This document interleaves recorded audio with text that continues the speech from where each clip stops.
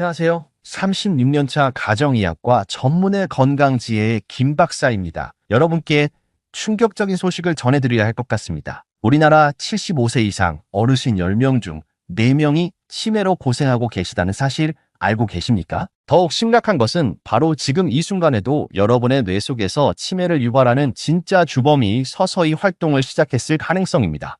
그동안 의학계가 50년 넘게 믿어왔던 치매의 근본 원인이 완전히 잘못되었다는 것이 최근 밝혀졌습니다. 아밀로이드 플라크가 치매를 일으킨다는 기존 학설은 사실이 아니었습니다. 제가 의과대학에서 공부했던 30여 년 전부터 교과서에는 아밀로이드 이론이 정답처럼 기록되어 있었는데 이제 보니 완전히 틀린 방향이었던 것입니다. 전 세계 제약회사들이 수십 년간 천문학적인 연구비를 투입했지만 모든 치료제 개발이 실패로 끝났던 이유가 바로 여기에 있었습니다. 과연 치매의 진짜 원인은 무엇일까요? 이번 영상에서는 국내 연구팀이 세계 최초로 발견한 치매의 실제 원인과 이를 막을 수 있는 확실한 방법들을 상세히 알려드리겠습니다. 이 정보를 놓치신다면 평생 잘못된 방향으로 치매 예방을 시도하게 될 것입니다. 지금 즉시 좋아요 버튼을 눌러주시고 구독 알림 설정까지 해주세요. 정말 중요한 내용이니까 끝까지 집중해서 들어주시기 바랍니다. 여러분, 만약 지난 60년 동안 전 세계 의료진이 믿고 따라왔던 치매 이론이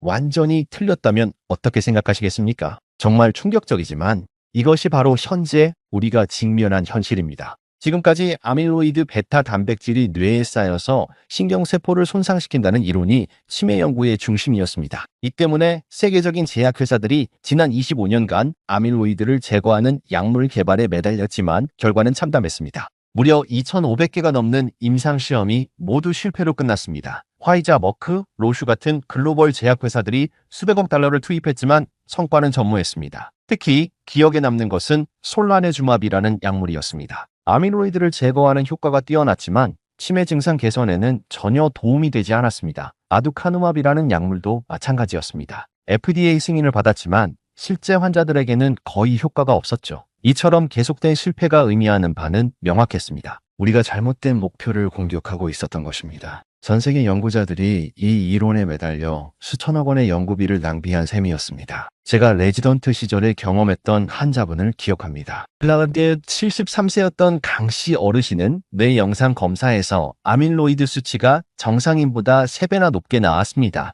이론대로라면 심각한 치매 증상이 나타나야 했죠. 하지만 놀랍게도 이 어르신은 인지 기능이 거의 정상이었습니다. 바둑도 잘 두시고 복잡한 계산도 문제없이 하셨습니다. 심지어 어려운 신문 사설까지 읽고 토론할 정도였습니다. 반대의 경우도 있었습니다. 66세 조씨 환자분은 아밀로이드 수치가 정상 범위였는데도 심각한 기억력 장애와 판단력 저하를 보였습니다. 가족들의 이름조차 기억하지 못할 정도였죠. 길을 잃고 헤매는 일이 잦았고 간단한 일상생활도 어려워하셨습니다. 시기를 보고 시간을 읽는 것조차 힘들어하셨습니다. 계산기를 사용해도 간단한 덧셈을 틀리는 경우가 많았습니다. 이런 모순적인 사례들이 너무 많았습니다. 당시에는 환자마다 개인차가 있다고 생각했지만 지금 돌이켜보니 이것이 아밀로이드 이론의 근본적인 문제점을 보여주는 명확한 증거였던 것입니다. 마치 화재 현장에서 연기만 보고 불을 끄려 했던 것과 같았습니다. 정작 진짜 불씨는 다른 곳에 있었던 것이죠. 그렇다면 치매의 진짜 원인은 과연 무엇일까요? 바로 이때 놀라운 발견이 이루어졌습니다. 2021년 서울대학교 의과대학과 분당 서울대학교 병원 연구팀이 공동으로 진행한 연구에서 치매의 진짜 원인을 찾아냈습니다. 이 연구 결과는 사이언스 트랜슬레이셔널 메디신이라는 세계 최고 수준의 학술지에 발표되어 전 세계 의학계에 충격을 주었습니다. 연구팀은 아밀로이드를 완전히 제거해도 치매가 계속 진행되는 경우와 반대로 아밀로이드가 많이 축적되어도 치매가 발생하지 않는 경우들을 체계적으로 분석했습니다. 그리고 마침내 진짜 범인을 찾아냈습니다. 바로 중증 반응성 아스트로사이트입니다. 아스트로사이트라는 용어가 생소하실 텐데요. 우리 뇌에는 신경세포 외에도 아스트로사이트라는 또 다른 중요한 세포가 있습니다. 이름이 아스트로사이트인 이유는 현미경으로 보면 별 모양처럼 생겼기 때문입니다. 평상시에는 뇌의 환경을 안정적으로 유지하는 역할을 하는 좋은 세포입니다. 아스트로사이트는 마치 뇌의 관리자 같은 존재입니다. 신경세포들이 제대로 기능할 수 있도록 영양분을 공급하고 노폐물을 제거하며 혈관과 신경세포 사이의 보호막 역할도 합니다. 정말 없어서는 안 될 중요한 세포인 거죠. 하지만 이 아스트로사이트가 독성 물질이나 스트레스를 만나면 크기가 커지고 모양이 변하며 개수도 증가하면서 성격이 완전히 바뀝니다.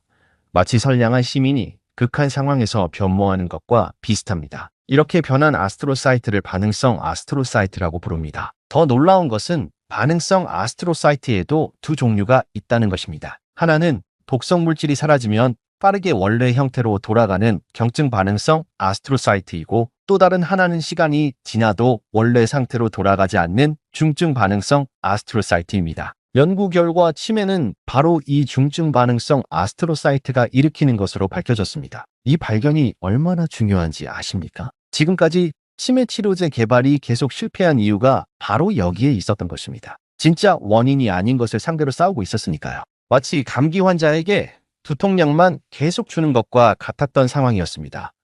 실제로 연구진들이 중증 반응성 아스트로사이트를 타겟으로 한 실험에서는 놀라운 결과가 나왔습니다. 중증 반응성 아스트로사이트가 정확히 무엇인지 쉽게 설명해 드리겠습니다. 우선 아스트로사이트부터 제대로 이해해야 합니다. 우리 뇌에는 대략 1000억 개의 신경세포가 있는데요.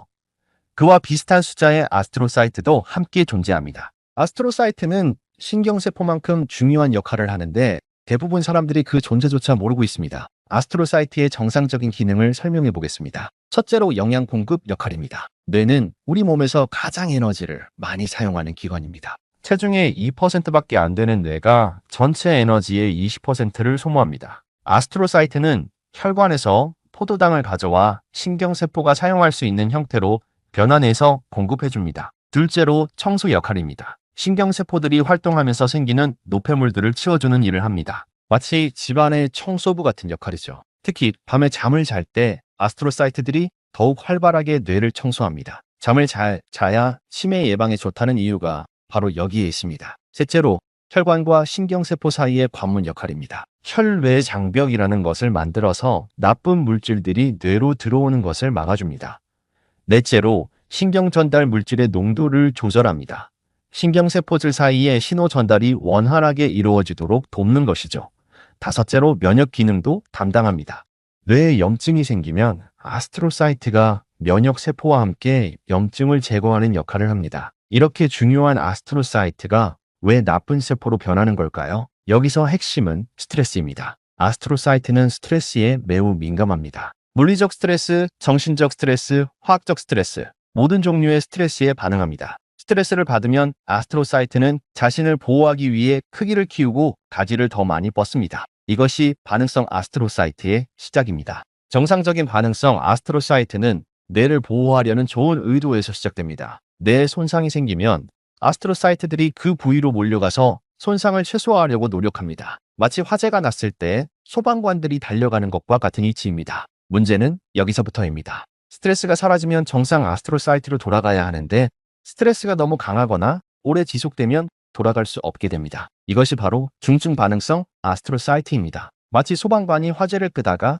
자신도 불에 타버린 상황과 비슷합니다. 이때부터 이 세포들은 뇌를 보호하는 것이 아니라 오히려 뇌를 공격하기 시작합니다. 정상 상태에서는 뇌의 수호천사 같았던 존재가 갑자기 뇌를 파괴하는 악마로 변해버리는 것입니다. 이런 변화가 한번 일어나면 되돌리기가 매우 어렵습니다. 제가 최근에 진료한 71세 윤씨 환자분의 사례를 말씀드리겠습니다. 이분은 오랜 기간 극심한 업무 스트레스를 받으셨고 최근 들어 기억력이 급격히 나빠지셨다고 하셨습니다. 중증 반응성 아스트로사이트의 특징을 자세히 말씀드리겠습니다. 첫째, 크기가 정상 아스트로사이트보다 4배에서 6배 정도 큽니다. 현미경으로 보면 정말 거대해 보입니다. 둘째, 에미오비라는 효소를 과도하게 생산합니다. 정상 아스트로사이트보다 15배에서 25배 많이 만들어냅니다. 셋째, 염증을 일으키는 물질들을 대량으로 분비합니다. 인터로킨이나 TNF-알파 같은 염증성 사이토카인을 과다 분비해서 뇌 전체에 염증을 퍼뜨립니다. 넷째,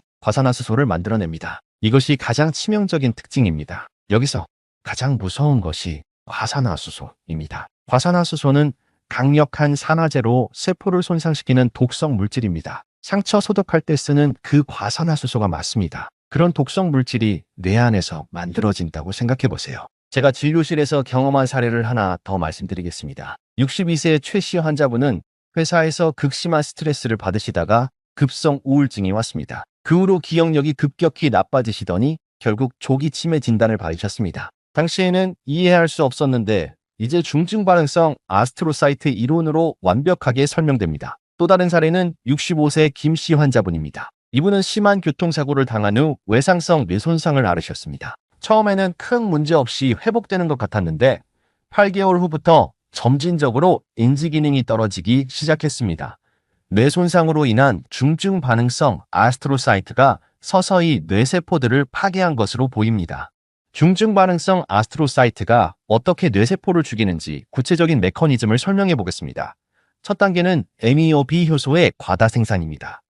MEOB는 원래 뇌에서 신경 전달 물질을 분해하는 정상적인 효소인데 중증 반응성 아스트로사이트에서는 비정상적으로 많이 만들어집니다. 두 번째 단계는 과산화수소가 생성입니다. 과도하게 많아진 MEOB 효소가 활동하면서 부산물로 과산화수소가 대량 생성됩니다. 이 과산화수소가 바로 뇌세포를 죽이는 독성 물질입니다. 정상 뇌에서도 소량의 과산화수소가 생기지만 항산화 시스템이 이를 중화시킵니다. 하지만 중증 반응성 아스트로사이트에서는 항산화 능력을 뛰어넘는 과산화수소가 생성됩니다. 세 번째 단계는 주변 뇌세포의 사멸입니다. 과산화수소는 확산성이 매우 강해서 중증 반응성 아스트로사이트 주변의 건강한 신경세포들을 무차별적으로 공격합니다. 신경세포의 세포막을 손상시키고 DNA를 파괴해서 결국 세포 사멸을 일으킵니다. 네 번째 단계는 연쇄 반응입니다. 죽어가는 뇌세포들이 또 다른 독성 물질을 분비하면서 주변의 아스트로사이트들도 중증 반응성 아스트로사이트로 변화시킵니다. 마치 도미노처럼 연쇄 반응이 일어나는 것이죠. 이런 과정이 반복되면서 특정 부위가 점점 손상되고 그 결과로 치매 증상이 나타나게 됩니다. 기억을 담당하는 해마 부위가 손상되면 기억장애가, 언어를 담당하는 부위가 손상되면 언어장애가 나타나는 것입니다. 흥미로운 점은 중증 반응성 아스트로사이트가 뇌 모든 부위에서 똑같이 생기는 것이 아니라는 것입니다. 스트레스에 더 민감한 부위들이 있는데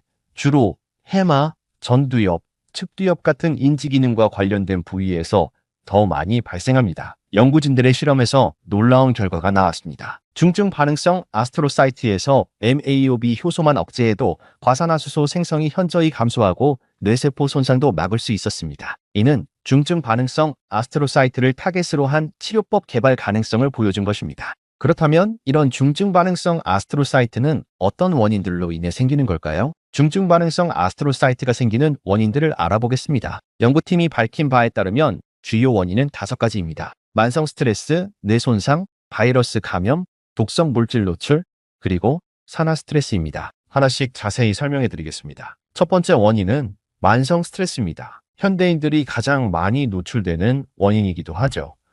스트레스를 받으면 우리 몸에서 코르티솔이라는 스트레스 호르몬이 분비됩니다. 단기간에는 문제가 없지만 만성적으로 지속되면 뇌 독성으로 작용합니다. 제가 진료한 환자 중에 58세 사업가가 있었습니다. 회사 경영난으로 4년간 극심한 스트레스를 받으셨는데요. 처음에는 불면증과 우울감만 있었습니다.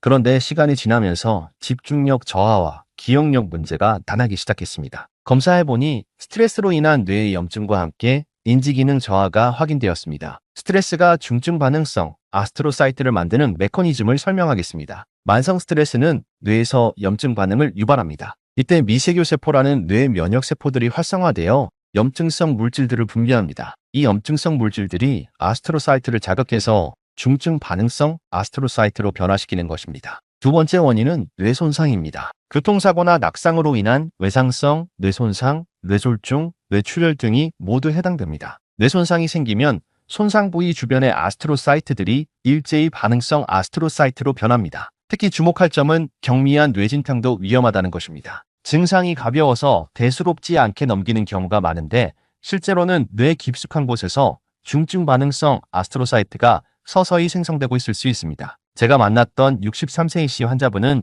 12년 전 사다리에서 떨어져 머리를 다쳤던 적이 있습니다. 당시에는 가벼운 뇌진탕 정도로 진단받았는데요. 최근 들어 기억력이 급격히 나빠져서 검사를 받아보니 초기 치매 단계로 판정되었습니다. 과거 뇌손상이 오랜 시간에 걸쳐 중증 반응성 아스트로사이트를 만들어낸 것으로 추정됩니다. 세 번째 원인은 바이러스 감염입니다. 특히 코로나19와 같은 바이러스가 뇌의 염증을 일으켜 중증 반응성 아스트로사이트를 유발할 수 있습니다. 최근 코로나 후유증으로 브레인포그라는 증상을 호소하는 사람들이 늘어나고 있는데 이것도 바이러스로 인한 뇌 염증과 관련이 있을 것으로 보입니다. 바이러스가 직접 뇌를 침범하지 않더라도 면역 시스템의 과도한 반응으로 인해 뇌에 염증이 생길 수 있습니다. 사이토카인 폭풍이라고 불리는 현상인데요.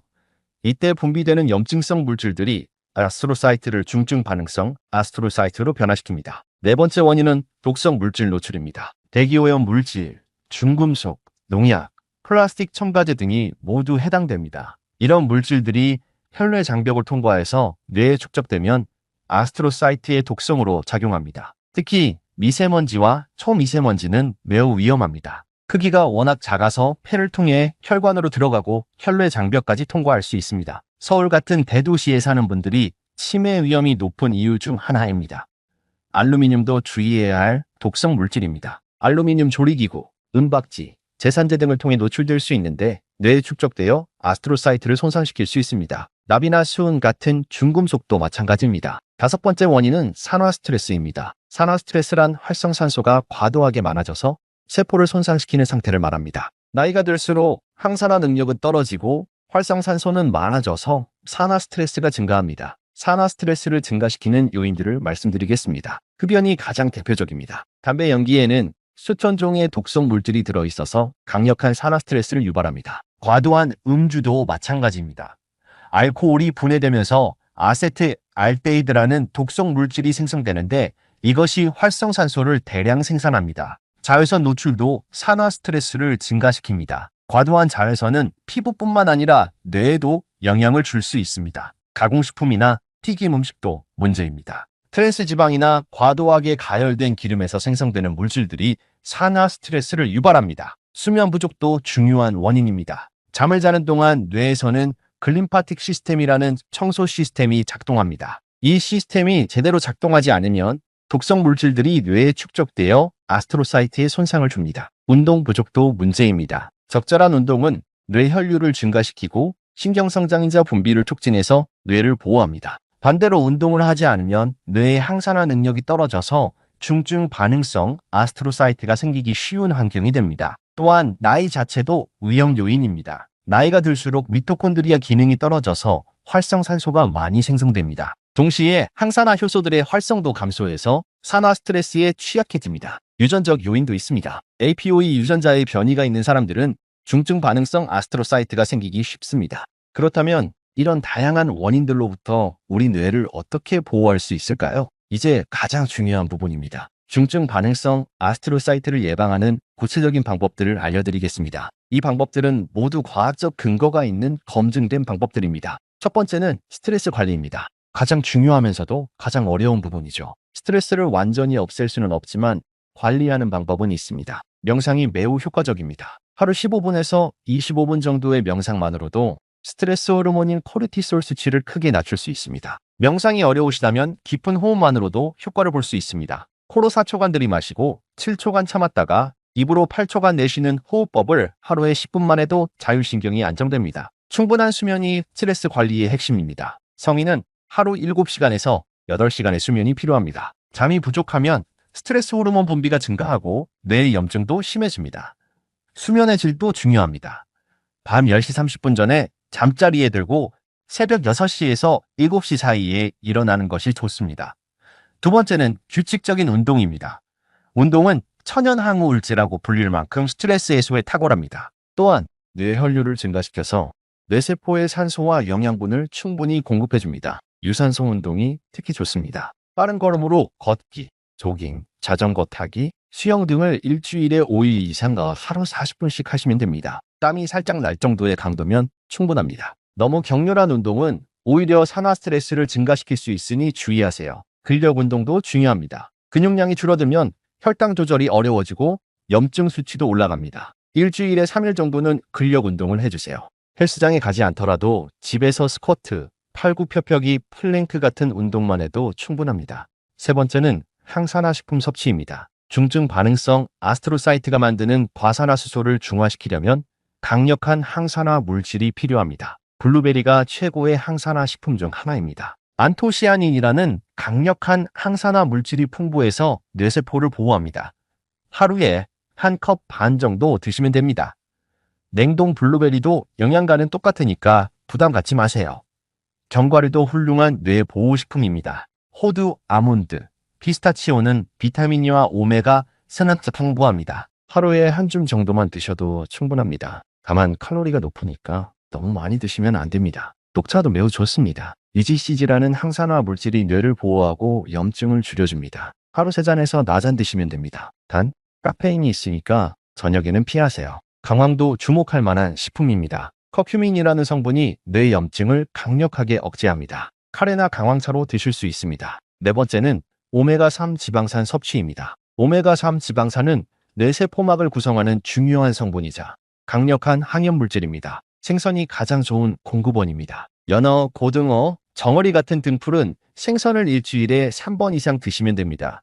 생선을 먹기 어려우시다면 오메가3 보충제를 드셔도 좋습니다. 하루에 1500mg 정도가 적당합니다. 다섯 번째는 금연과 절주입니다. 담배와 술은 강력한 산화 스트레스 유발 물질입니다. 특히 흡연은 중증 반응성 아스트로사이트 생성을 직접적으로 촉진합니다. 담배를 끊기 어려우시다면 점진적으로라도 줄여나가세요. 니코틴 패치나 금연, 약물의 도움을 받는 것도 좋습니다. 술은 완전히 끊을 필요는 없지만 적당량을 지키는 것이 중요합니다. 남성은 하루 2잔, 여성은 1잔이 한계입니다. 여섯 번째는 독성 물질 노출 최소화입니다. 일상생활에서 노출되는 독성 물질들을 최대한 피해야 합니다. 미세먼지가 심한 날에는 외출을 자제하고 꼭 나가야 한다면 KF 마그네 마스크를 착용하세요. 집안에서는 공기청정기를 사용하는 것도 좋습니다. 플라스틱 용기에 뜨거운 음식을 담거나 전자레인지에 돌리는 것은 피하세요. 플라스틱에서 나오는 비스페놀 A나 프탈레이트 같은 화학물질이 뇌 독성으로 작용합니다. 알루미늄 조리기구 사용을 줄이세요. 특히 산성 음식을 조리할 때는 스테인리스 스틸이나 세라믹 용기를 사용하는 것이 좋습니다. 일곱 번째는 두뇌 활동 증진입니다. 뇌를 지속적으로 사용하면 신경 가소성이 증진되어 중증 반응성 아스트로사이트에 대한 저항력이 생깁니다. 독서가 가장 좋은 두뇌 운동입니다. 소설이든 전문서적이든 상관없습니다. 읽으면서 상상하고 추론하고 기억하는 과정이 뇌 전체를 활성화시킵니다. 새로운 것을 배우는 것도 중요합니다. 외국어, 악기, 컴퓨터 등 어떤 것이든 좋습니다. 뇌에 새로운 자극을 주면 신경 연결이 강화됩니다. 퍼즐이나 보드게임도 좋습니다. 바둑, 체스, 스도쿠, 십자말풀이 등이 인지기능 향상에 도움됩니다. 여덟 번째는 사회적 관계 유지입니다. 사회적 고립은 스트레스를 증가시키고 인지기능을 떨어뜨립니다. 가족이나 친구들과 정기적으로 만나서 대화하세요. 전화통화라도 좋습니다. 사람과의 상호작용이 뇌를 자극하고 스트레스를 해소해줍니다. 취미활동이나 동호회 참여도 좋은 방법입니다. 같은 관심사를 가진 사람들과 어울리면서 자연스럽게 사회적 관계를 유지할 수 있습니다. 봉사활동도 추천합니다. 남을 돕는 일은 자신에게도 큰 만족감과 성취감을 줍니다. 아홉 번째는 정기적인 건강검진입니다. 고혈압, 당뇨병, 고지혈증 같은 만성질환들은 모두 뇌혈관을 손상시켜 중증 반응성 아스트로사이트를 유발할 수 있습니다. 혈압은 정상 범위로 유지해야 합니다. 수축기 혈압 120, 이완기 혈압 80 이하가 이상적입니다. 혈당도 공복 시 100 미만, 식후 140 미만을 유지하세요. 콜레스테롤 수치도 중요합니다. 총 콜레스테롤 200, LDL 콜레스테롤 130 미만을 목표로 하세요. 열 번째는 보충제 활용입니다. 음식만으로 충분하지 않은 영양소들은 보충제로 섭취할 수 있습니다. 비타민 D가 중요합니다. 비타민 D 부족은 인지기능 저하와 관련이 있습니다. 하루에 2000단위에서 3000단위 정도 섭취하세요. 비타민 B12도 필요합니다. 특히 채식주의자나 고령자분들은 부족하기 쉽습니다. 하루에 5마이크로그램 정도면 충분합니다. 코엔자임 Q10도 좋은 항산화제입니다. 미토콘드리아 기능을 개선해서 에너지 생산을 돕고 활성산소를 줄여줍니다. 이런 방법들을 모두 실천하기는 어려울 것입니다. 하지만 하나씩 차근차근 시작해서 습관을 만들어 가시면 됩니다. 여러분, 오늘 정말 중요한 내용을 함께 알아봤습니다. 60년간 의학계를 지배했던 아밀로이드 가설이 틀렸고 진짜 치매의 원인은 중증 반응성 아스트로사이트라는 충격적인 사실을 배웠습니다. 이 발견이 왜 그렇게 중요한지 다시 한번 정리해 드리겠습니다. 첫째, 이제 우리는 치매의 진짜 원인을 알게 되었습니다. 둘째, 원인을 알았기 때문에 효과적인 예방법도 찾을 수 있게 되었습니다. 셋째, 앞으로 개발될 치료제들도 올바른 타겟을 향할 수 있게 되었습니다. 특히 중요한 것은 중증 반응성 아스트로사이트는 예방 가능하다는 점입니다. 아밀로이드와 달리 우리가 일상생활에서 실천할 수 있는 방법들로 충분히 예방할 수 있습니다. 오늘 말씀드린 예방법들을 다시 요약해 드리겠습니다. 스트레스 관리, 규칙적인 운동, 충분한 수면, 항산화 식품 섭취, 금연과 절주, 독성 물질 노출 최소화, 지속적인 두뇌 활동, 사회적 관계 유지, 정기적인 건강검진, 그리고 필요시 보충제 활용입니다. 이 중에서도 가장 중요한 것 세 가지만 꼽는다면 스트레스 관리, 규칙적인 운동, 그리고 충분한 수면입니다. 이 세 가지만 제대로 해도 중증 반응성 아스트로사이트 발생을 크게 줄일 수 있습니다. 제가 36년간 수많은 환자분들을 진료하면서 깨달은 것이 있습니다. 건강은 하루아침에 만들어지지 않는다는 것입니다. 매일 조금씩 실천하는 작은 습관들이 쌓여서 큰 차이를 만들어냅니다. 치매는 더 이상 불치병이 아닙니다. 원인을 알았고 예방법도 있습니다. 여러분이 지금부터 실천한다면 충분히 예방할 수 있습니다. 한 가지 당부드리고 싶은 말씀이 있습니다.